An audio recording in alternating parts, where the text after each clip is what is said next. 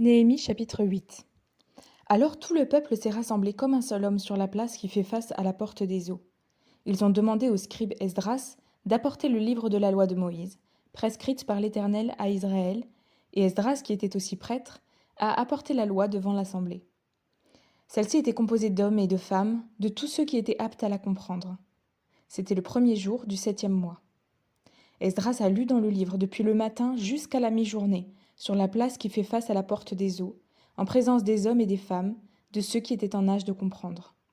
Le peuple tout entier s'est montré attentif à la lecture du livre de la loi. Le scribe Esdras se tenait debout sur une estrade en bois, fabriquée pour l'occasion. À côté de lui, à sa droite, se tenaient Matithia, Shema, Anaja, Uri, Ilkija et Maazéja, et à sa gauche Pédaja, Michaël, Malkija, Hachum, Ashbadana, Zacharie et Meshulam. Esdras a ouvert le livre de façon visible pour le peuple dans son entier, puisqu'il était surélevé par rapport à lui. Et lorsqu'il a fait ce geste, tout le peuple s'est mis debout.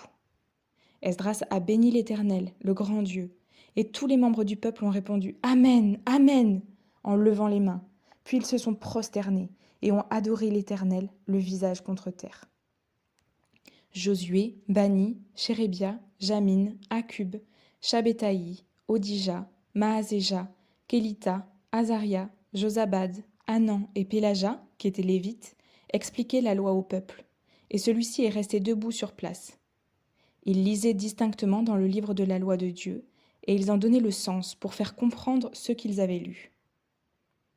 Le gouverneur Néhémie, le prêtre et scribe Esdras et les Lévites qui donnaient des explications ont dit à l'ensemble du peuple : « Ce jour est un jour saint pour l'Éternel, votre Dieu. Ne prenez pas le deuil et ne pleurez pas. » En effet, le peuple tout entier pleurait à l'écoute des paroles de la loi.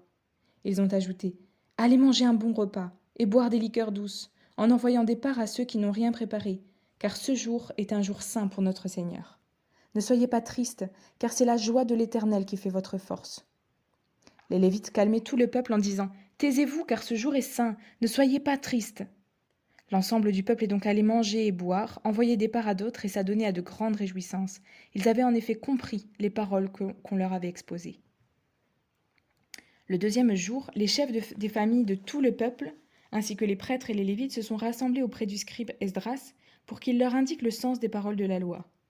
Ils ont trouvé écrit dans la loi que l'Éternel avait prescrite par l'intermédiaire de Moïse que les Israélites devaient habiter sous des tentes pendant la fête du 7e mois et faire entendre un message dans toute leur ville, tout comme à Jérusalem, pour ordonner : « Allez chercher à la montagne des branches d'oliviers sauvages, de myrtes, de palmiers et d'arbres touffus pour faire des cabanes, conformément à ce qui est écrit. » Alors le peuple est allé chercher des branches, et ils se sont fait des cabanes sur le toit de leur maison, dans leurs cours, dans les parvis de la maison de Dieu, sur la place de la porte des eaux et sur la place de la porte d'Éphraïm.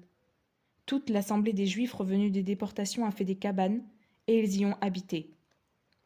Depuis l'époque de Josué, fils de Nun, jusqu'à ce jour-là, les Israélites n'avaient jamais célébré une pareille fête, et il y a eu de très grandes réjouissances. On a lu dans le livre de la loi de Dieu chaque jour, depuis le premier jusqu'au dernier.